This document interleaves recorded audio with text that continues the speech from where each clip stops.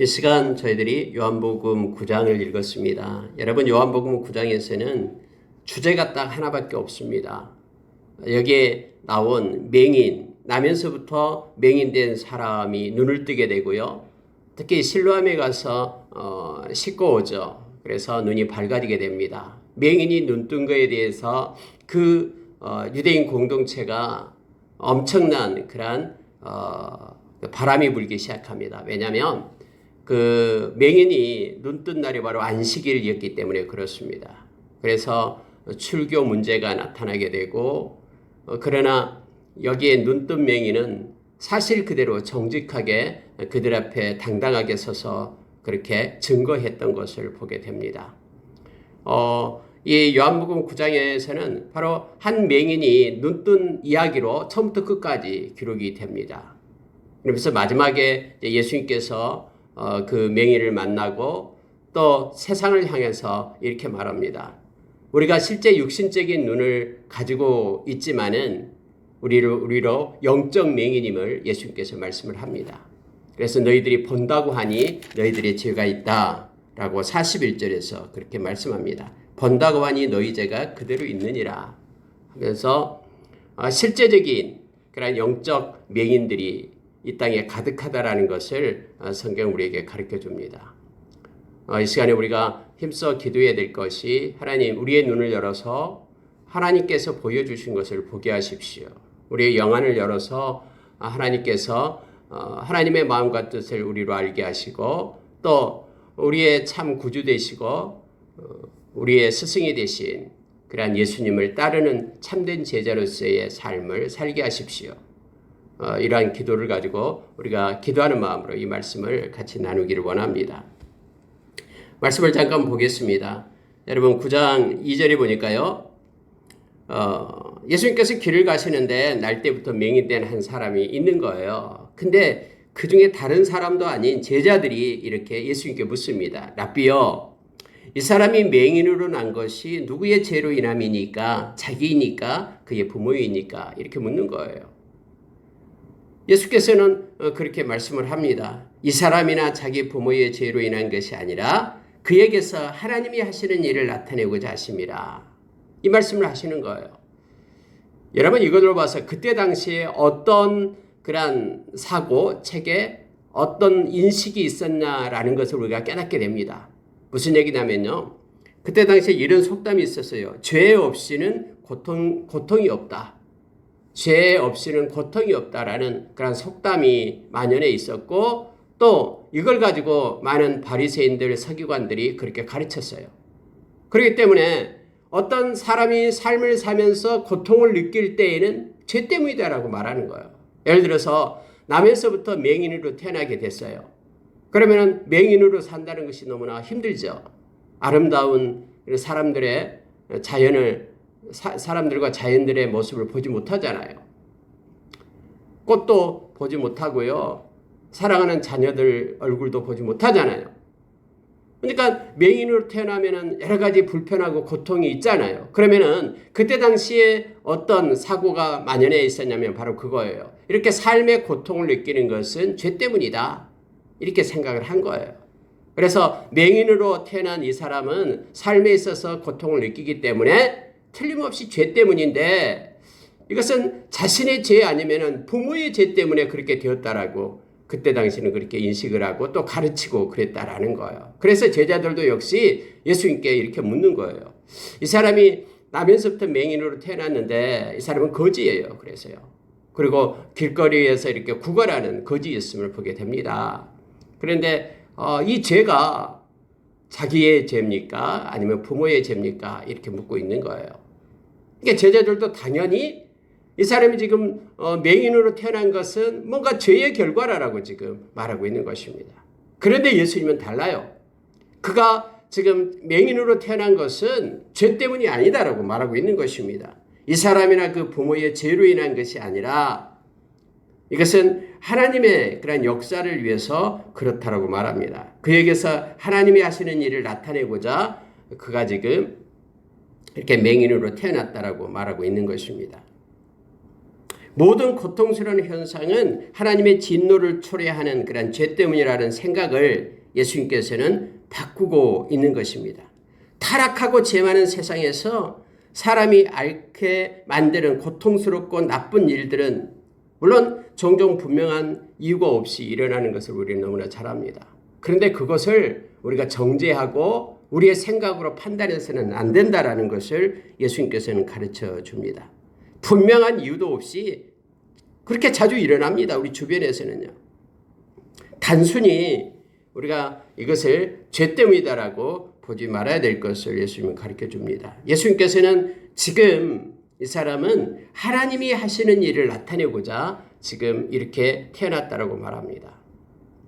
하나님께서 이 땅에서 행하시고자 하는 일이 있어서 하나님은 이를 맹인을 이렇게 태어나서부터 맹인이 되게끔 했다라는 거예요. 그러니까 모든 것들이 하나님의 주권 속에 있다라고 예수님께서는 가르칩니다.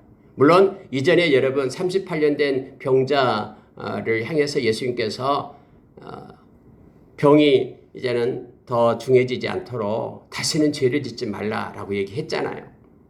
또 가늠하는 여인을 향해서도 역시 죄된 삶에서 떠나라라고 얘기를 했죠. 그러니까 죄의 결과로 오는 어떤 그런 고통도 있어요. 근데 나면서부터 이렇게 모든 이렇게 불편함이 고통이 다 죄의 결과가 아니다라고 지금 예수님께서는 말씀하고 있습니다. 그래서 우리는 우리 눈에 나타나는 것 때문에 우리가 선입견을 가지고 그렇게 그 고정관념을 가지고 판단하거나 정죄해서는 안 된다라는 것을 또 말씀을 통해서 보게 되고요.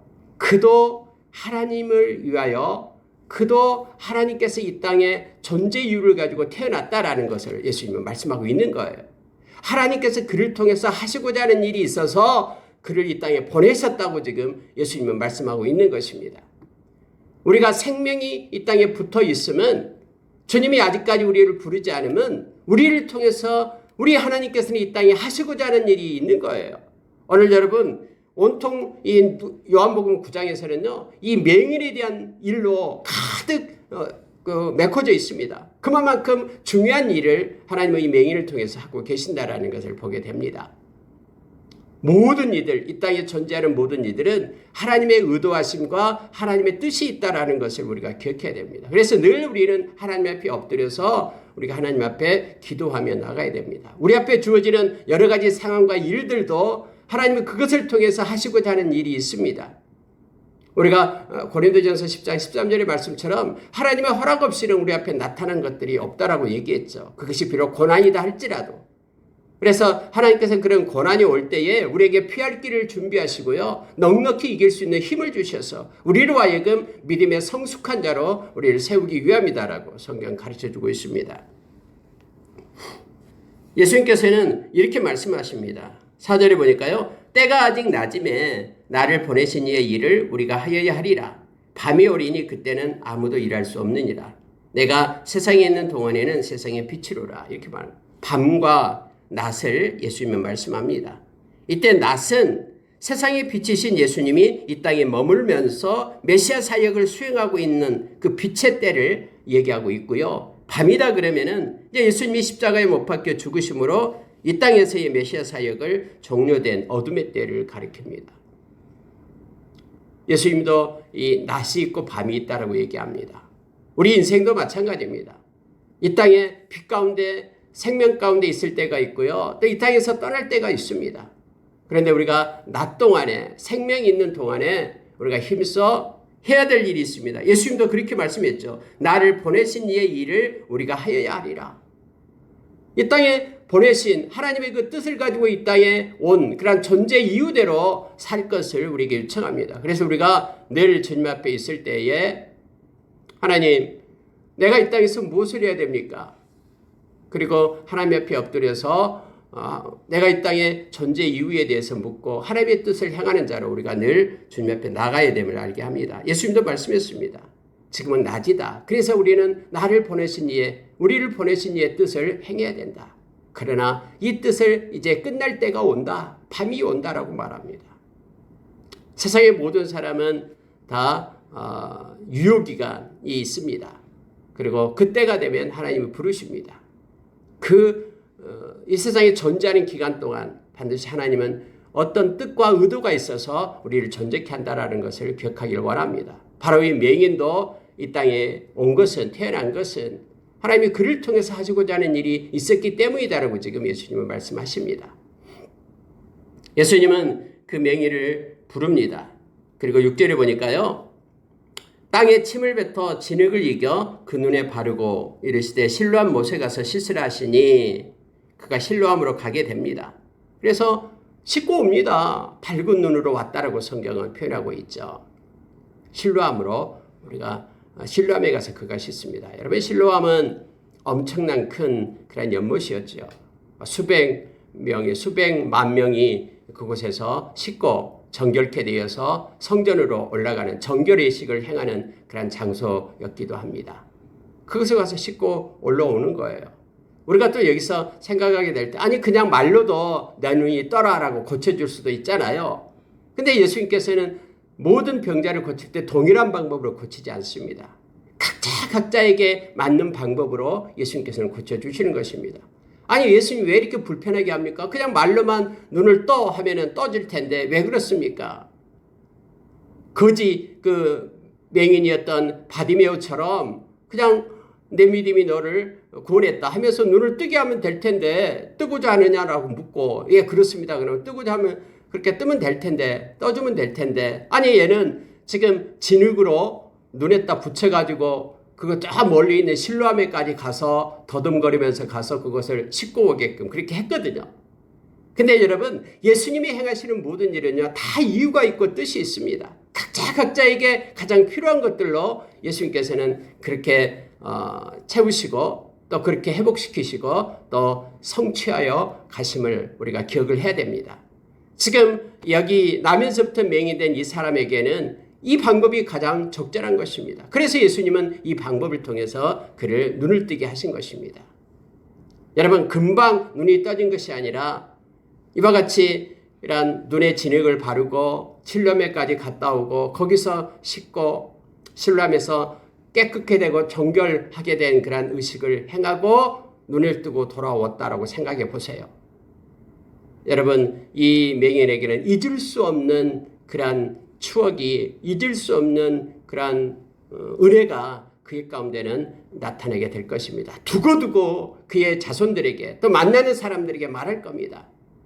진흙으로 내 눈에 바르고 나로 하여금 실로암에 가서 씻으라 해서 내가 실로암까지 가는 동안에 나의 마음에서 일어나는 그런 얘기들 또 마음 가운데 나타나는 것들을 두고두고 간증하며 그렇게 예수님 그리스도를 증거하며 나타낼 것입니다.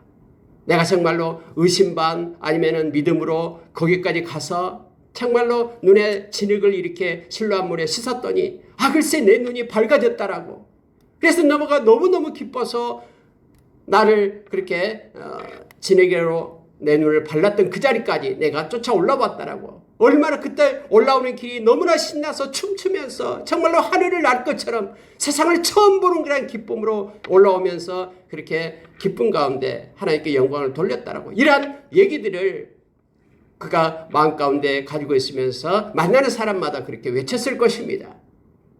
예수님께서 이렇게 하시는 일은 예수님은 각자에게 필요한 방법대로 예수님의 방법대로 그렇게 행하셨음을 우리가 기억해야 됩니다. 우리가 여기서 기억해야 될 것은요. 그래서 우리는 주님 앞에 나아갈 때에 주님은 우리에게 각자에게 가장 좋은 것들로 우리를 채우시고 인도하신 주님이라는 사실을 우리가 기억해야 됩니다. 그래서 우리는 비교해서는 안 돼요. 하나님 왜 저 사람은 저러는데 나는 이렇습니까? 마치 바리새인이 세리와 같이 우리가 누가복음 18장에서 막 기도할 때에 이 사람은 이렇고 나는 이렇습니다. 이런 비교 의식으로 살면 안 됩니다. 나와 주님과의 1:1 관계 속에서 우리가 있게 됩니다. 하나님께서 나에게 주어진 가장 좋은 방법으로 하나님은 인도하실 겁니다. 여러분 요한복음 10장에서요. 예수님은 선한 목자라고 얘기합니다. 근데 선한 목자가 양들을 불러낼 때는요. 각각의 이름을 불러서 불러낸다라고 했습니다. 통째로 양들아 이리 와 이게 아니에요. 각자를 불러내시는 거예요. 하나님께서는 우리 주님께서는 지금 여기 나면서부터 맹인된 사람에게는 이와 같은 방법으로 그에게 가장 적합한 방법으로 그의 눈을 낫게 하셨다라는 것을 기억하십시오. 그래서 우리가 늘 우리 주님과의 1대1 관계 속에 우리가 있게 된다라는 걸 기억하면서요. 다른 방법이 아닌 나와 주님과의 관계 속에서 주님을 만나고 또 그 주님을 따르는 그런 우리의 모습이 있기를 원합니다. 자, 여러분, 이제는 문제는 뭐냐면요. 사람들이 놀라기 시작합니다. 나면서부터 맹인되었는데 눈을 뜨니까 막 사람들이 야단났습니다. 왜냐하면 그 사람은 거린이었고요. 그 사람은 사람들에게 앉아서 구걸하던 자였습니다. 그러니 이제는 눈을 뜨고 온 것입니다. 그래서 사람들이 너 어떻게 눈을 떴느냐 막 이렇게 묻기 시작합니다. 그때 11절 보십시오. 대답하되 예수라 하는 그 사람이 진흙을 이겨 내 눈에 바르고 나더러 실로암에 가서 씻으라 하기에 가서 씻었더니 보게 되었노라. 그가 증인이 된 것입니다. 그런데 그가 말하는 것은요. 하나도 틀린 것이 없습니다. 사실 그대로를 말하고 있습니다. 예수라는 그 사람이 나에게 이렇게 눈을 뜨게 했다. 진흙으로 바르고 정확하게 이렇게 그가 외치고 있음을 보게 됩니다. 사람들이 말합니다. 아, 그가 어디 있느냐? 예수라는 사람이 어디 있느냐? 나 알지 못한다. 이렇게 대답을 합니다. 근데 문제는 바로 예수께서 진흙을 이겨 눈을 뜨게 하신 날은 바로 안식일이라고 말합니다. 네, 여러분 참 세상은 이렇게 비정합니다. 사람에 대해서 사람이 온전케 되고 그 사람이 좋은 일을 당하고 또 그렇게 회복되는 사람 중심의 세상이 아니라 시스템 중심의 세상임을 성경은 우리로 알게 합니다. 오늘날도 마찬가지입니다. 이러한 시스템에서 벗어나게 되면 다 죄인 취급하고 정죄를 합니다. 그때 당시에는 그 바리새인들이 그렇게 묶어놓은 그런 시스템이 있습니다. 그래서 여러분 여기서 여기 맹인이 나면서부터 정말로 한 번도 보지 못했던 그러한 자가 이렇게 행복을 얻고 기쁨을 누리는 그 순간에 사람들은 그것 때문에 안식일을 범했다는 그것 때문에 예수님을 찾아서 죽이려고 하기 시작합니다. 자, 16절 보면 이렇게 말합니다. 바리새인 중에 어떤 사람이 말하되 이 사람이 안식일을 지키지 아니하니 하나님께로부터 온 자가 아니라 하며 어떤 사람은 말하되 죄인으로서 어떻게 이러한 표적을 행하겠느냐며 그들 중에 분쟁이 있었더니 라고 성경은 말하고 있습니다. 안식일이라는 어떤 시스템 속에 예수님께서 들어가지 않은 것입니다. 그게 갖춰지지 않는 것이죠. 그래서 그들은 안식일을 지키지 않기 때문에 그 사람은 하나님께로부터 온 자가 아니다라고 판단합니다. 그리고 정죄합니다. 그래서 결국은 그것 때문에 예수님을 십자가에 못 박게끔 하나님의 아들이다라고 말하는 것과 안식일을 지킨다라는 그런 죄 때문에 우리의 시스템에 도전했다라는 거예요. 그래서 안식일의 주인된 예수님이 십자가에 못 박히게 됨을 우리는 너무나 잘 압니다. 근데 여러분 이러한 상태에 그들이 권세를 가지고 바리새인들 유대인들이 권세를 가지고 그 안식일이라는 것 가지고 그렇게 휘두르고 권세를 휘두르고 있을 그때에 이 나면서부터 이렇게 맹인된 사람이 이렇게 예수님을 통해서 눈을 뜨게 되고 그리고 이 맹인이 그들과 함께 취했던 모습을 우리는 기억을 해야 됩니다. 사람들은 좋은 게 좋은 거라고 그의 부모들마저도 이거에 대해서 회피를 했죠. 왜냐하면 출교 당하게 될까봐. 이미 여러분 예수를 그리스도라고 말하고 믿는 사람들은 다 출교하겠다라고 말했거든요. 근데 여기에 있는 이 맹인도 보니까 똑똑해요. 대답하는 거 보니까요. 그러면 그가 영악하게 머리를 굴러가지고 내가 비록 예수님께 도움을 받았지만은 나는 이 세상에 살아야 된다 하면서 세상과 불법과 타협하면서 진실을 왜곡할 수도 있어요. 그런데 여기 있는 맹인은 절대 그렇지 않습니다. 은혜를 입은 자는 절대로 그 은혜를 저버리지 않습니다. 그렇게 그 바리새인들의 권세 앞에서도 당당합니다. 예수라는 분이 나에게 눈을 뜨게 했고 나는 그분을 선지자로 알고 그분을 절대로 죄인이다라고 생각하지 않는다 하면서 그들 앞에 당당하게 맞서고 있는 이 맹인의 한 모습을 보게 됩니다. 때로는 우리가 세상을 살아가면서 어떤 융통성을 가지고 살아야 된다 이런저런 얘기를 합니다. 그러나 진실된 것을 가지고 진리를 가지고 거짓으로 포장할 수가 없습니다. 우리의 삶 가운데서는 진리를 가지고 살아야 됩니다. 이 맹인처럼 말입니다. 정말로 저와 여러분이 예수 그리스도를 통해서 그 십자가의 은혜로 구원을 받은 자이면은 우리가 정말로 이 땅에서 예수의 이름을 우리가 부끄럽게 대해서는 안 됩니다. 예수님께서 말씀하셨죠. 사람들 앞에서, 세상 앞에서 너희들이 나를 부끄러워하면은 나도 너희들을 부끄러워하겠다라고 그렇게 말씀했잖아요. 부인하면 나도 너희를 부인하겠다라고 말씀했습니다. 영원한 영생을 가진, 그런 생명을 가진 은혜를 입은 저와 여러분들은 어느 때 어디서든지 우리가 예수의 제자라는 사실, 이것을 부인해서는 안 됩니다. 설사 죽는 한이 있더라도 우리는 예수님의 그러한 은혜로 생명을 얻은 자이기 때문에 여기에 있는 이 맹인처럼 그렇게 이 세상의 흐름을 거스르고 올곧고 정직하게 하나님 앞에 서야 됨을 이 말씀은 우리로 가르치고 있습니다. 그 부모가 대답하여 이르되 20절입니다. 이 사람이 우리 아들인 것과 맹인으로 난 것은 아나이다. 그러나 어떻게 해서 보게 되었는지 그 눈을 뜨게 하였는지 우리는 알지 못하나이다. 이란 이유가 그 부모가 이렇게 말한 것은 이미 유대인들이 누구든지 예수를 그리스도로 시인하는 자는 출교하기로 결의하였으므로 그들을 무서워함이로라 라고 성경은 되어 있습니다. 여러분, 출교한다라는 것은 뭐냐면요, 회당 예배에 들어오지 못한다라는 거예요.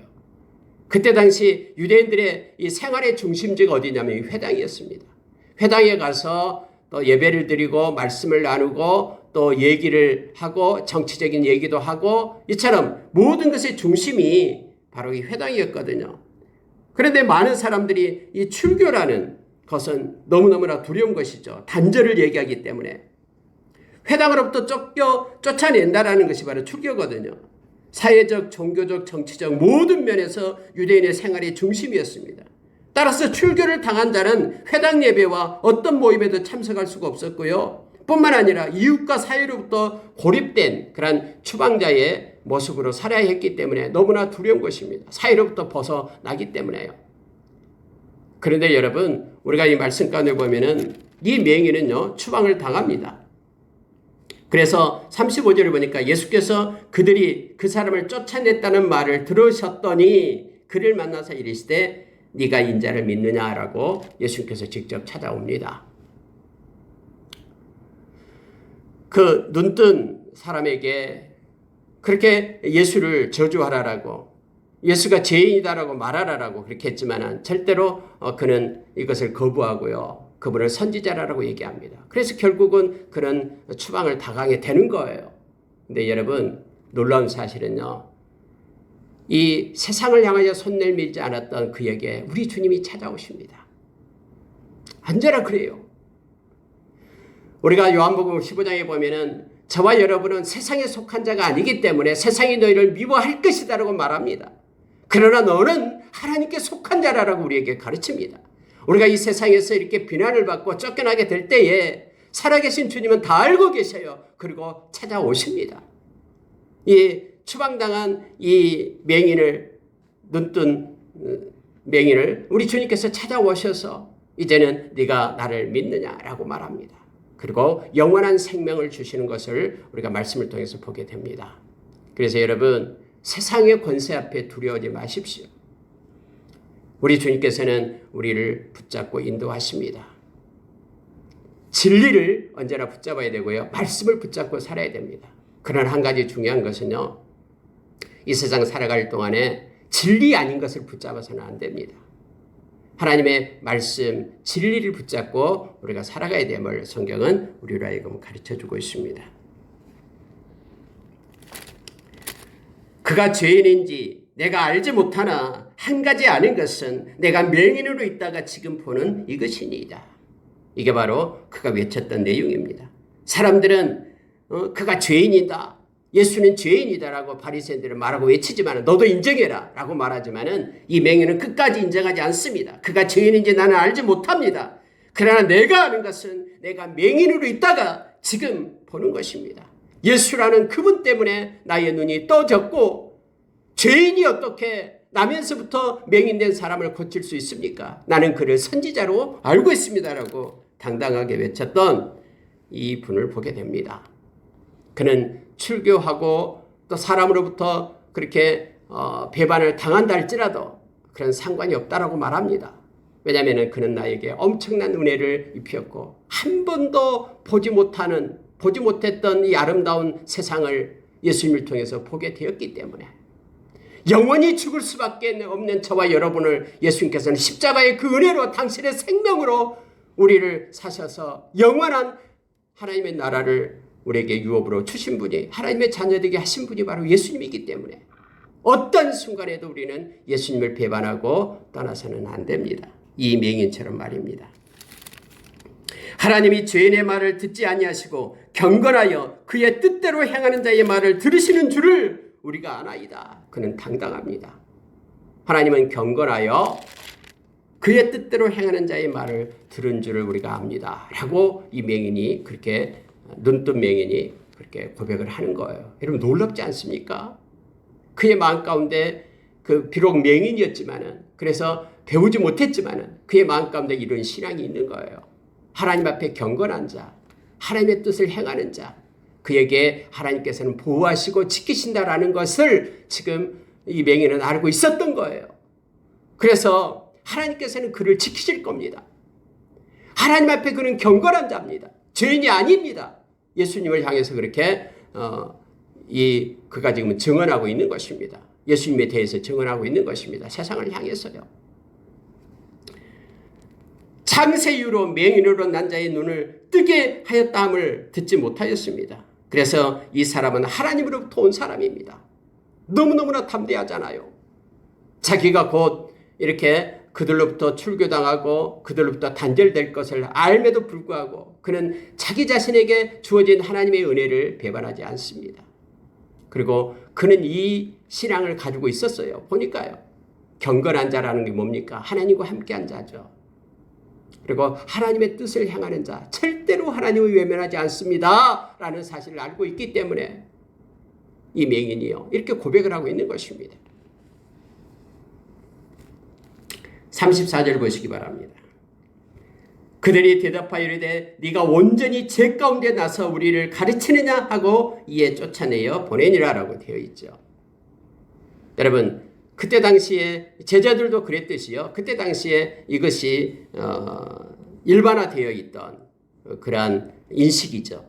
뭐냐면은 이렇게 죄 가운데 났기 때문에 그가 이런 삶의 불편함을 겪었다. 그래서 그는 죄인이다. 이런 식으로 생각을 했거든요. 근데 예수님께서는 그렇지 않다. 이 땅에 존재하는 모든 이들은 하나님께서 하나님의 뜻 가운데 존재의 이유를 가지고 이 땅에 있다라고 말합니다. 아마 이 눈뜬 이분은 그의 인생 내내 우리 주님을 찬양하고 경배하며 그렇게 생명의 통로로 그렇게 살았을 것입니다. 이 바리새인들 앞에서도 당당하고 권세를 맞섰던 그는 예수님이 이렇게 하셨다라고 그분은 그리스도고 하나님이다라고 외치면서 증거자로 살았을 것입니다. 그러한 이유 때문에 하나님께서는 그를 맹인으로 태어나게 했고 예수님을 만나게 했고 그리고 그렇게 생명을 전하는 자로 하나님께서는 그를 세우시는 그러한 존재 이유를 가지고 이 땅에 두셨을 것입니다. 자, 이 말씀 보고 마치겠습니다. 자, 38절을 보십시오. 35절을 보십시오. 예수께서 그들이 그 사람을 쫓아냈다는 말을 들으셨으니 그를 이제는 만납니다. 네가 인자를 믿느냐? 내가 믿고자 합니다. 네가 그를 보았거니와 지금 너와 말하는 자가 그이니라. 예수님께서 그에게 내가 그다. 내가 그리스도다. 라는 것을 직접 말씀해 주십니다. 주여 내가 믿나이다. 라고 예수님 앞에 엎드려 절하며 예수님의 제자가 되는 모습을 보게 됩니다. 예수님께서는 이 말씀을 합니다.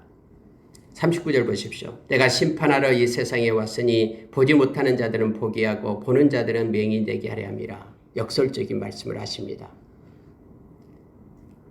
보는 자들은 보지 못하는 자들은 보게 하고 보는 자들은 맹인되게 하리라 라는 거죠. 그래서 보지 못하는 자들은 보게 하고 이 맹인에 해당되는 것입니다. 그리고 보는 자들은 맹인이 되게 하려 함이라 라고 말씀을 합니다. 그랬더니 옆에 있던 바리새인 중 이 말씀을 듣고 우리도 맹인이야? 우리는 눈을 뜨고 잘 보는데 나면서부터 우리는 잘 볼 수 있는데 우리도 맹인인가? 이렇게 말하니까 예수님께서 41절 이 말씀을 합니다. 너희가 맹인이 되었더라면 죄가 없으려니와 본다고 하니 너희 죄가 그대로 있느니라. 이 말씀을 하십니다. 여러분, 왜 맹인은 죄가 없고 본다고 하는 자는 죄가 있습니까? 우리의 죄를 제거하기 위해 하나님이 우리에게 요구하신 것이 있습니다. 우리의 죄를 사해 주기 위하여 하나님께서 우리에게 요구하신 것이 뭐냐 그러면요, 우리가 죄인임을 인정하고 하나님의 용서가 필요하다는 사실을 겸손하게 받아들이는 것입니다. 만약에 이것을 우리가 죄인임을 인정하지 않을 때에는 우리가 죄사함을 받을 수가 없습니다. 왜냐하면 회개를 할 수 없기 때문에요. 그래서 여기서 말하고 있는 것이 뭐냐면, 우리가 죄 없다라고 말한다면은 그것은 사실 우리 자신을 속이는 일입니다. 요한일서 1장 9절 10절에서 우리에게 이렇게 말씀해 주고 있죠. 그래서 우리가 우리 죄를 자백한다라는 것은 죄인임을 인정한다라는 것을 말하죠. 그에게만 우리에게는 죄 용서가 있음을 성경은 말해주고 있습니다.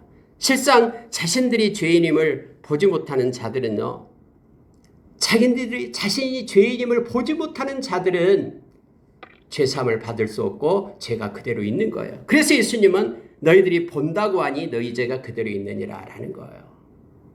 이 말은요, 실제적으로 자기 자신을 볼 줄 알아야 되는데 그들은 세상을 보고 남을 보지만은 자기 자신이 죄인임을 보지 못해요. 그래서 우리가 본다라고 말하는 그들, 자기들이 죄가 없다라고 말하는 그들을 나타낼 때 쓰는 표현입니다.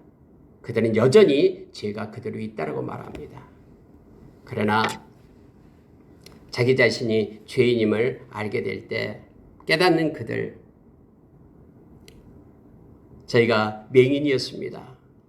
그러면서 이걸 깨닫는 그들, 저희들이 나의 죄를 보지 못했습니다. 맹인이었습니다 하면서 이를 깨닫는 그들은 이제 죄가 없으려니와 주님 때문에 죄의 사함을 받게 되고, 그러나 자기 자신을 다 볼 수 있다라고, 그래서 다 알고 있다라고 말하면서 자기의 죄인됨을 인정하지 않는 그들은 여전히 회개할 수 없기 때문에 죄인 가운데 있다라고, 그대로 있다라고 성경은 말하고 있는 것입니다. 말씀을 마치겠습니다. 오늘 여러분, 요한복음 9장은요, 이 나면서부터 맹인된 이 사람을 가지고 사회가 들썩거리면서 나타나는 현상을 그대로 묘사해 주고 있습니다. 그러면서 말씀은 우리에게 깨닫게 하는 것이 있습니다.